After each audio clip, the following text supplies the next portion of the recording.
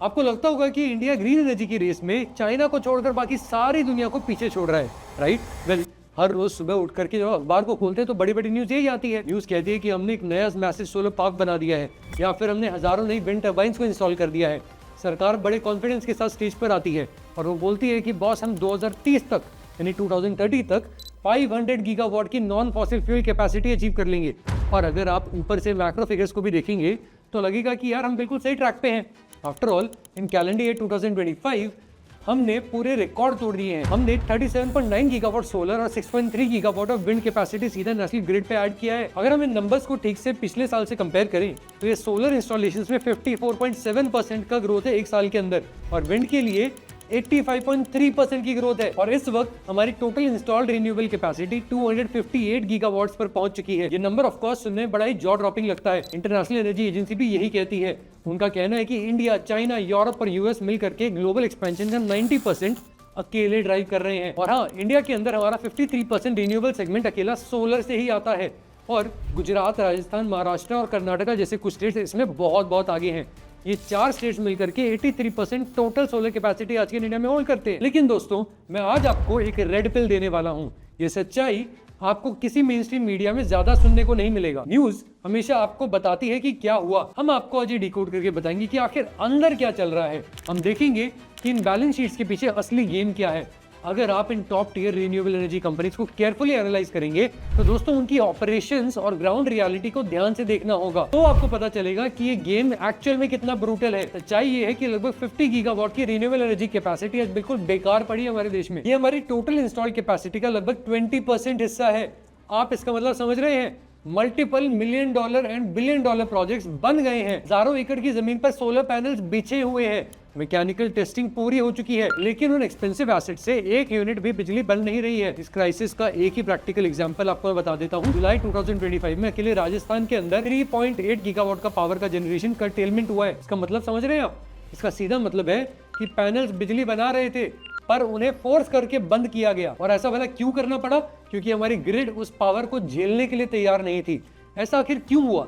Well, क्योंकि उस बिजली को निकालने के लिए फिजिकल इंफ्रास्ट्रक्चर चाहिए। हमें हाई वोल्टेज तारे चाहिए, सबस्टेशंस चाहिए और पोलिंग नेटवर्क्स चाहिए। लेकिन हमने प्लांट्स तो बना लिए, ये सब हमने बनाया ही नहीं। ये सब जमीन पर एग्जिस्ट ही नहीं करता। आज हम इसी के अंदर डीप डाइव करेंगे। हम इस इल्यूजन ऑफ एब्सोल्यूट ग्रोथ को पूरी तरीके से तोड़ देंगे। हम उस इनविजिबल रेवेन्यू लाइन को समझेंगे। हम डिकोड करेंगे कि इंफ्रास्ट्रक्चर का मैसिव गैप क्या कर रहा है। ये प्राइवेट कंपनीज का पैसा पानी की तरह डूब क्यों रहा है, और दूसरी तरफ कुछ स्मार्ट प्लेयर्स सिस्टम को हैक आखिर कर रहे हैं तो कैसे। इस पूरे गेम को समझने के लिए हमें इसके यूनिट इकोनॉमिक्स को समझना पड़ेगा, और यहीं पे पहले हमें समझना पड़ेगा कि सरकार का वो 2 बकेट सिस्टम आखिर है क्या, जिससे पूरा सिस्टम चलता है, और उसके पीछे की फिजिक्स आखिर है क्या। तो आइए जरा फर्स्ट प्रिंसिपल से शुरू कर देते हैं अपना काम। मान लीजिए कि आपने एक बेहद महंगी चमचमाती हुई स्पोर्ट्स कार खरीदी है। इसको हम बकेट 1 कहेंगे, यानी कि जनरेशन। ये bucket 1 ministry of new and renewable energy यानी कि MNRE के परव्यू में आता है। सोलर पार्क्स बनाना ठीक है स्पोर्ट्स कार को खरीदने के जैसा है। इसमें कोई भी रॉकेट साइंस नहीं है। अगर आपके पास फॉरेन कैपिटल है और एक सिंगल कॉन्टिग्यूअस लैंड का टुकड़ा है, यानी जमीन है आपके पास बहुत सारी एक साथ बड़ी वाली, तो सेकी यानी SECI के स्टैंडर्ड बिडिंग गाइडलाइंस के अंदर काम हो सकता है। सिंपल, बड़ी यूटिलिटी स्केल का सोलर पावर पार्क 18 से 24 महीने में बन के तैयार हो जाता है। लेकिन बॉस, स्पोर्ट्स कार को टॉप स्पीड पे चलाना है तो आपको चाहिए क्या? एक बढ़िया चमचमाता स्मूथ हाईवे। और ये हाईवे दोस्तों हमारा बकेट नंबर 2 है, यानी ट्रांसमिशन और पावर इवैक्यूएशन का इंफ्रास्ट्रक्चर। ये वो इंटरस्टेट ट्रांसमिशन सिस्टम है जिसे सेंट्रलाइज सरकारी बॉडीज बनाती हैं। मिनिस्ट्री ऑफ पावर के अंडर CTUIL और PGCIL इसको एग्जीक्यूट करती हैं। और हाँ, दिक्कत की शुरुआत भी यहीं से होती है। इन हाई वोल्टेज टावर्स और हाई कैपेसिटी कॉरिडोर्स को बनाने में 18 महीने नहीं लगते, यहाँ पे 36 to 60 मंथ्स लग जाते हैं। एक तरफ आपका massive solar power park maximum 2 साल के अंदर बन के रेडी हो जाता है, पर उससे बिजली निकालने वाली जो बड़े बड़े टावर्स होते हैं, तारे होती है, सब कुछ रेडी होने में 5 साल लग जाते हैं। ऐसा इतना बड़ा टाइम गैप आखिर क्यों आता है? इसको जरा फिजिकली और जियोग्राफिकली विजुअलाइज करते हैं। तो देखो, एक सोलर पावर पार्क एक सिंगल बाउंड्री वॉल के अंडर बनता है, पर एक ट्रांसमिशन लाइन को सैकड़ों किलोमीटर तक एक लंबा सफर तय करना होता है। रास्ते में हजारों प्राइवेट किसानों के खेत भी आते हैं, जमीन के झगड़े भी होते हैं, फॉरेस्ट भी क्रॉस करने पड़ते हैं, और लोकल म्युनिसिपल ज्यूरिसडिक्शंस को भी हैंडल करना पड़ता है। इंडस्ट्री की भाषा में कहो तो भैया राइट ऑफ वे के डिस्प्यूट है। यहाँ किसान हायर कंपेंसेशन के लिए सालों तक केस लड़ सकते हैं, और ऊपर से इकोलॉजिकल प्रॉब्लम्स के भी इशू आ सकते हैं। रेगुलेटरी क्रैकडाउन भी हो सकता है। ये सब प्राइवेट डेवलपर्स का दिमाग ही खराब कर देते हैं। चलो अब सबसे बड़ा कंटेम्प्रेरी इशू ही ले लीजिए। एग्जांपल से बता रहा हूँ आपको, राजस्थान और गुजरात के हैवी रिन्यूएबल एनर्जी कॉरिडोर्स की बात कर रहे हैं हम। यहाँ ग्रेट इंडियन बस्टर्ड नाम से क्रिटिकली इंडेंजर्ड पक्षी है, यानी कि बर्ड है, और उसका केस चला सुप्रीम कोर्ट में। ये हैवी बर्ड्स इन ओवरहेड हाई टेंशन वायर्स में टकरा जाते हैं और मर जाते हैं। तो सुप्रीम कोर्ट ने नए ट्रांसमिशन लाइंस के कंस्ट्रक्शन पे लंबा जुडिशियल पॉज लगा दिया। लेट 2024 में कोर्ट का फाइनल ऑर्डर आया और क्लियरेंस मिली, पर जब तक क्लियरेंस मिली तब तक टाइम निकल चुका था। उन तारों के आने से पहले ही सोलर पावर पार्क तो ऑलरेडी बन के रेडी हो चुके हैं, यानी उनका एक्सपेक्टेड रिटर्न ऑन इन्वेस्टमेंट बर्बाद हो गया है। इसके अलावा ग्लोबल मार्केट्स में भी ग्रिड मॉडर्नाइजेशन चल रहा है। इसके चलते हाई वोल्टेज ट्रांसफॉर्मर्स की भयंकर शॉर्टेज है इंडिया में। कंडक्टिंग मटेरियल्स और स्पेशलाइज्ड स्विच गियर भी नहीं मिल पाते हैं। बहुत बार सप्लाई चेन पूरी तरह से पैरालाइज हो जाती है। ऐसे सीन भी बन जाते हैं कुछ महीनों में। सेंट्रल इलेक्ट्रिसिटी अथॉरिटी यानी कि सीईए का ऑफिशियल डेटा भी खुद ही इसी बात की गवाही देता है। FY26 का अप्रैल से दिसंबर का आप डेटा देख लीजिए। हमारी सरकार को लगभग 11,000 किलोमीटर की ट्रांसमिशन लाइंस बनानी थी, पर ये लोग लगभग 5,000 सर्किट किलोमीटर ही बना पाए। ये उनकी टारगेट का जस्ट 47.5% है। नेशनल कमेटी ऑन ट्रांसमिशन को मजबूरन अपने टाइमलाइंस को बढ़ाना पड़ा, और ये सब सबसे ज्यादा राइट ऑफ वे नहीं मिलने के चैलेंज के कारण हो रहा है। तो फाइनल फिजिकल रियलिटी आखिर क्या निकल कर आती है दोस्तों? आपकी हजारों करोड़ की चमचमाती हुई स्पोर्ट्स कार गराज में धूल खा रही है क्योंकि बाहर सड़क ही नहीं बन रही है। तो आप सोच रहे होंगे कि ठीक है यार, सरकारी काम है, डिले हो गया, इसमें प्राइवेट कैपिटल का इतना नुकसान हो गया क्या? वेल, ये डिले कोई छोटी मोटी एडमिनिस्ट्रेटिव इनकन्वीनियंस नहीं है। ये इक्विटी एंड डेट का एक कंप्लीट फाइनेंशियल ब्लड बात है। सरकार के पावर परचेज एग्रीमेंट्स बहुत ही ब्रूटल होते हैं। ये रेगुलेशंस एक प्रेडेटरी कॉन्ट्रैक्ट की तरह होता है, जहां सारी पावर सिर्फ एक पार्टी यानी सरकार के पास होती है। मान लीजिए प्राइवेट डेवलपर ने सोलर पार्क बनाने में थोड़ी देर कर दी, तो सरकार उनकी कनेक्टिविटी, बैंक गारंटीज, तुरंत सब कुछ जब्त कर सकता है। और सिर्फ ये नहीं, वो एक शो कॉज नोटिस बेच करके प्रोजेक्ट की पूरी कनेक्टिविटी को परमानेंटली रिवोक भी कर सकती है। कनेक्टिविटी रिवोक होने का मतलब आप समझ रहे हैं ना? आपका मल्टीपल बिलियन डॉलर्स का जो बड़ा वाला प्रोजेक्ट है वो डेड हो गया। इफेक्टिवली आप उस प्लांट से कभी 1 रुपया निकाल नहीं पाओगे, बना नहीं पाओगे, रादर जो लगा है वो भी नुकसान हो गया। आप सेरेंटिका रिन्यूएबल्स का केस ले लीजिए, जो कि वेदांता ग्रुप की कंपनी है। उनके 200 मेगावाट का प्रोजेक्ट ऐसे ही अटका हुआ है। रिन्यू ग्रीन की फिर बात कर लीजिए, जिन्होंने 117 मेगावाट का प्रोजेक्ट बनाया, जिसके ऊपर वो ऑलरेडी 1181 करोड़ का रुपीस का इन्वेस्टमेंट कर चुके हैं, और अब उनको बोला गया है कि बॉस आपका तो कनेक्टिविटी रिवोक हो गया है। सबसे इंपॉर्टेंट बात यह है कि डिले प्रोजेक्ट में उनकी गलती कारण हुआ भी नहीं, उन्हें जमीन समय पे नहीं मिली थी, और फिर भी कनेक्टिविटी रिवोक होने के जो नंगी तलवार है, वो गर्दन किसकी है जिसपे वो अटकी हुई है? प्रोजेक्ट डेवलपर, सरकार के नहीं। लेकिन चलो, सारी बातें हो गई, अब जरा इस कॉइन का ठीक उल्टा साइड भी देखते हैं। ये इंडिपेंडेंट पावर प्रोड्यूसर्स के लिए और भी ज्यादा शॉकिंग और अनफेयर है। मान लीजिए प्राइवेट कंपनी ने फ्लॉलेसली एग्जीक्यूट करके 24 महीने के अंदर प्रोजेक्ट पूरा रेडी कर दिया है, पर सरकारी ट्रांसमिशन यूटिलिटी ने 60 महीने तक इवैक्यूएशन लाइन नहीं दी। तो इस सिचुएशन में कंपनी को आखिर क्या मिलता है? सन्नाटा। उनका हजारों करोड़ों का फिक्स्ड एसेट खुले आसमान के नीचे धूल और धूप खा रहा है। उन्हें अपने प्रोजेक्ट पर डेट देना है, हाई इंटरेस्ट चुकाना है।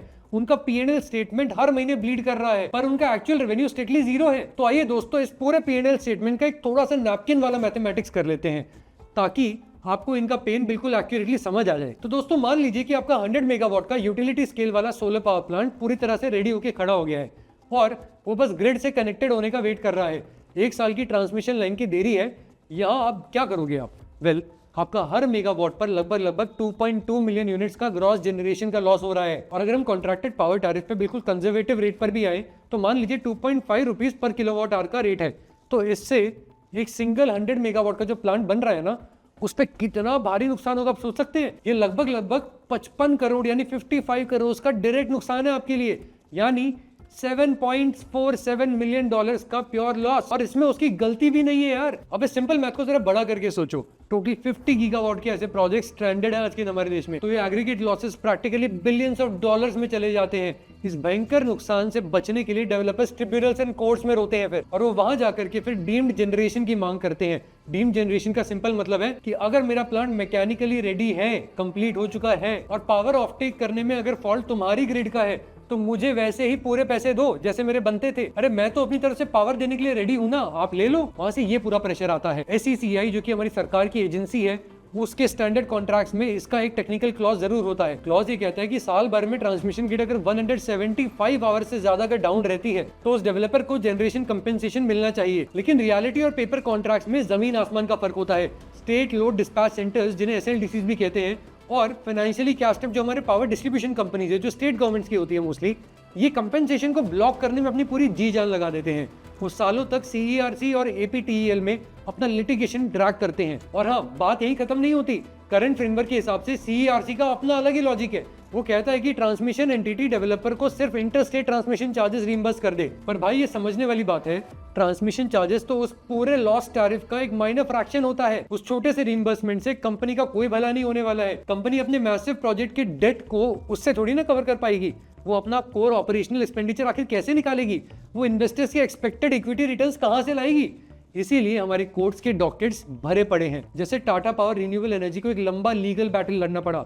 उन्हें अपने 100 मेगावाट अनंतापुर विंड फार्म के लिए पिटीशन फाइल करनी पड़ी। उन्होंने उस प्रोजेक्ट के लिए लगभग 70 करोड़ का डीम्ड जनरेशन क्लेम किया था। ऐसा क्यों हुआ? क्योंकि सरकारी ग्रिड और उसका सबस्टेशन पूरी तरह से फेल हो गया था और टाटा वालों के ऊपर लगातार प्रेशर बनाया गया। इंस्ट्रक्शंस आए कि बॉस आप प्लांट को बंद करके रखिए क्योंकि लोड कहीं जा नहीं सकता है।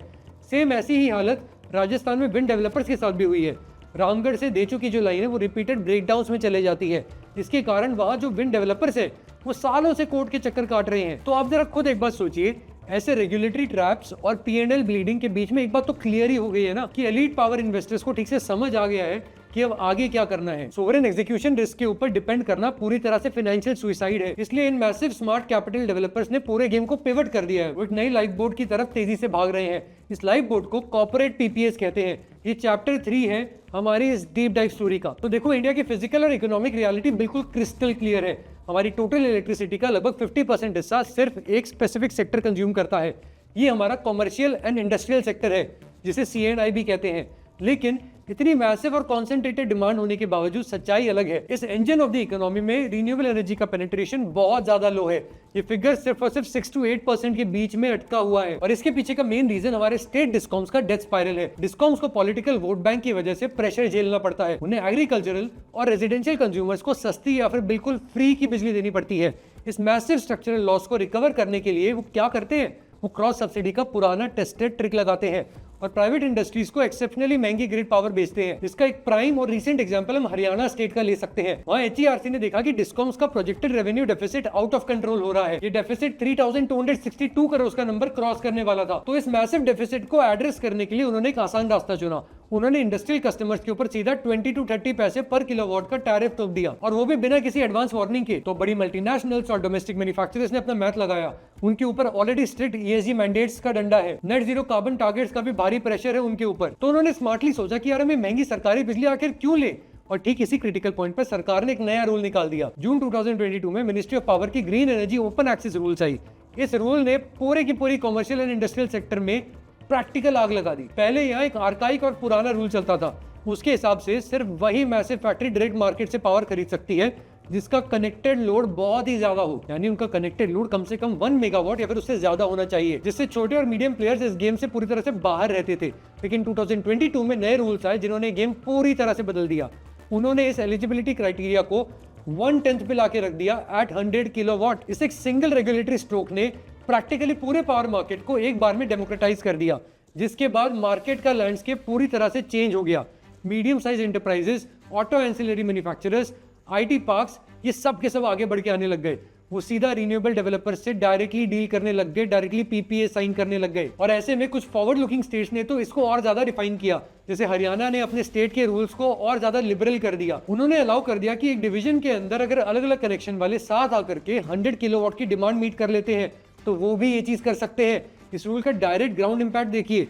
फरीदाबाद और गुरुग्राम के इंडस्ट्रियल हब्स में कैप्टिव पावर प्लांट लगने शुरू हो चुके हैं। और इस रेगुलेटरी हैमर के इंपैक्ट से commercial and industrial open access market boom कर गया है। FY22 से FY24 के बीच में इसमें माइंड बॉगलिंग 46% का कीगर ग्रोथ था। और FY24 के एंड आते आते इसका स्केल बहुत ज्यादा बढ़ चुका था। इस प्राइवेट ओपन एक्सेस सेगमेंट की क्यूमुलेटिव कैपेसिटी आज के लगभग 18.7 गीगावाट टच कर चुकी है। और आप जरा करंट नंबर्स और इनके अंडरलाइन डेटा को देखिए। कैलेंडर ईयर 2025 में तो टोटल यूटिलिटी स्केल जो सोलर इंस्टॉलेशन है उसका लगभग 38% यहीं से आया था।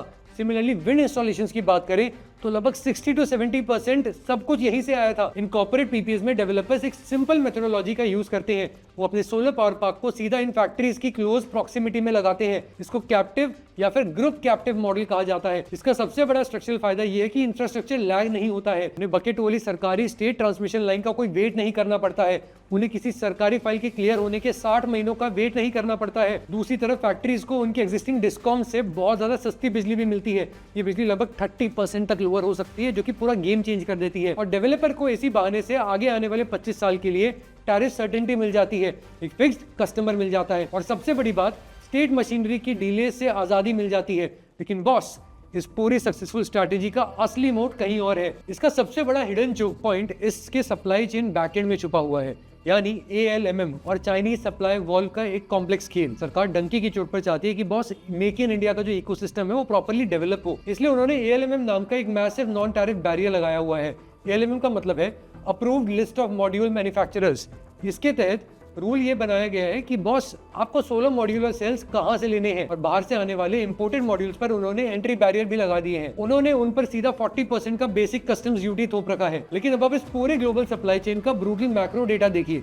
चाइना के अंदर मैन्युफैक्चरिंग की एक भयंकर ओवर कैपेसिटी बनी हुई है। वो इतना प्रोड्यूस कर रहे हैं कि global mono PERC modules dust cheap हो गए हैं। वो मार्केट में लगभग 9 सेंट्स पर वॉट पे डंप कर देते हैं। एंड अपस्ट्रीम मटेरियल्स की तो बात ही छोड़ दीजिए, यानी 16 सेल्स तो प्रैक्टिकली 4 सेंट पे बन रहे होंगे। और दूसरी तरफ इंडिया के पास अपने खुद की एडवांस टॉपकॉन सेल्स बनाने की डोमेस्टिक कैपेसिटी कितनी है? ये कैपेसिटी प्रैक्टिकली सिर्फ 28 गीगावाट्स के आसपास है। अगर एक private commercial and industrial developer को एक्सक्लूसिवली ये महंगे डोमेस्टिक मॉड्यूल्स यूज करने पड़े तो उसका प्रोजेक्ट रिटर्न और expected financial return practically dead हो जाता है, क्योंकि Indian domestic manufacturers global price drops को कभी भी ओपनली मैच ही नहीं कर पाते हैं। वो अपना प्राइस हमेशा लैंडेड इंपोर्ट कॉस्ट के हिसाब से रखते हैं। वो अपना प्राइस इंपोर्टेड प्राइस से सिर्फ 1 सेंट नीचे रखते हैं, जिससे रिन्यूएबल इंडस्ट्री में X+1 का मॉडल चलता है, $X + 1 सेंट। ऐसा वो इसलिए करते हैं ताकि उनका अपना प्रॉफिट परमानेंटली और आर्टिफिशियली इन्फ्लेटेड रहे। लेकिन ठीक यहीं पर दोस्तों आ जाते हैं एलीट स्ट्रैटेजी कंसल्टेंट्स। इन शार्प डेवलपर्स ने बेसिकली क्या किया है, इन्होंने हमारे सारे नियम कानून लेकर के उसके अंदर 2 बड़े प्यारे लूपहोल्स निकाल लिए। ऐसे समझ लीजिए, क्लब में घुसना है, बाहर से एंट्री नहीं मिल रही है तो पीछे से किचन का रास्ता निकाल दिया। तो चलिए पहला लूपहोल जरा समझते हैं। अक्टूबर 2022 में आई ministry of new and renewable energy की एक टेक्निकल क्लैरिफिकेशन को जरा ध्यान से पढ़िए। वो साफ साफ एस्टैब्लिश कर रही है कि आप पर ALMM कब लागू नहीं होता है। अगर आप अपना प्रोजेक्ट प्राइवेट रूफटॉप पर बनाते हैं या फिर strictly captive behind the meter वाला प्रोजेक्ट बना रहे हैं तो आप पर ये नहीं लागू होता है। बिहाइंड द मीटर का एब्सोल्यूट मतलब क्या होता है दोस्तों? वेल, जो भी पावर आप जनरेट कर रहे हो उसका 1 यूनिट भी आप बाहर कहीं पे भी ग्रिड में नहीं लेके जा सकते हो। फैक्ट्री की बाउंड्री के अंदर बनाओ, जम के उसे यूज करो। और ऐसे ही आता है हमारा दूसरा वाला loophole, which is about grandfathering का क्लॉज।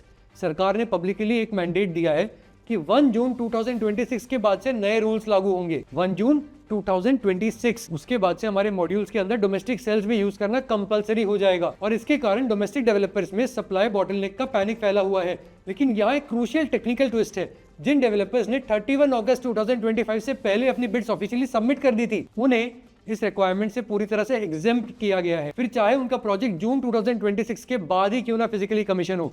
मतलब ग्राउंड पर कॉमर्शियल इक्वेशन एकदम क्लियर है। अगर प्रोजेक्ट को सही टेक्निकलिटी के अंदर स्मार्टली स्ट्रक्चर किया जाए तो डेवलपर लीगली इस हैवी ALMM के बैरियर को पूरी तरह से बाईपास कर सकता है। वो बिना किसी रुकावट के इंटरनेशनल मार्केट से मॉड्यूल्स को ऑर्डर कर सकता है। और ये आएंगे कहां से? ऑफ कोर्स चाइना से। तो दोस्तों, इन सब कॉम्प्लेक्स लेयर्स को हटाने के बाद आखिर सच क्या बचता है? फाइनल वर्डिक्ट क्या निकलता है इस पूरी एनर्जी वॉर का?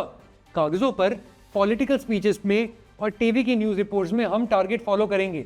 हम 500 गीगावाट का टारगेट डेफिनेटली और ब्लाइंडली चेज करेंगे। लेकिन फंडामेंटल फिजिकल रियलिटी ये है कि टाइमलाइन गैप एक बहुत बड़ा कैंसर है। जब तक बकेट 1 की 24 मंथ्स और बकेट 2 के 60 मंथ्स के बीच का एक गैप हम सिंक्रोनाइज नहीं कर लेते, तब तक ये दिक्कत बनी रहेगी। तब तक यूटिलिटी स्केल के जो प्रोजेक्ट्स हैं, ये मैसिव क्राइसिस खत्म नहीं होने वाला है। जब तक डीम्ड जनरेशन एक स्लो रेट्रोस्पेक्टिव जुडिशियल रिलीफ बना रहेगा, जब तक ये एक ऑटोमेटिक कंप्लीटली कोडिफाइड लॉ नहीं बन जाता है, तब तक private capital in sovereign tenders को एक फाइनेंशियल ट्रैप ही मानेगा। ये कॉर्पोरेट PPA का एक मैसिव स्केल शिफ्ट अचानक से नहीं हुआ है, और ये कोई टेम्परेरी ट्रेंड या फिर शॉर्ट टर्म साइड हसल भी नहीं है दोस्तों। ये इंडिया की एलीट कैपिटल और स्मार्ट मनी का एक कैलकुलेटेड पिवट है।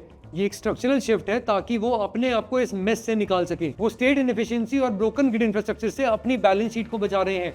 वो अपनी लॉन्ग टर्म किस्मत सरकार की इंफ्रास्ट्रक्चर प्रोमिसेस पर नहीं रख रहे हैं, वो इसे सॉलिड कॉर्पोरेट बैलेंस शीट्स और प्राइवेट कॉन्ट्रैक्ट्स पे लिख रहे हैं। तो अगली बार जब आप किसी भी न्यूज आर्टिकल में नए नंबर्स देखें, जब वहां नए रिकॉर्ड ब्रेकिंग गीगावॉट्स का जश्न मनाते हुए आप लोगों को पढ़े तो उस मैक्रो सेलिब्रेशन के बीच में छुपी हुई इनविजिबल इनवॉइस को जरूर देखना। इन बैलेंस शीट्स की एसिमेट्री को समझने की कोशिश जरूर करना, क्योंकि असल गेम उन बड़ी बड़ी हेडलाइंस में नहीं होता है, बल्कि पाइपलाइंस में, बैकएंड डेटा में और छोटे कॉन्ट्रैक्ट्स के अंदर खेला जा रहा होता है। मैं हूं जयंत मुद्रा और आप देख रहे हैं ग्रो एज, और हम जल्द आएंगे आपके पास वापस एक और डीप डाइव लेके। सब्सक्राइब कर लेना।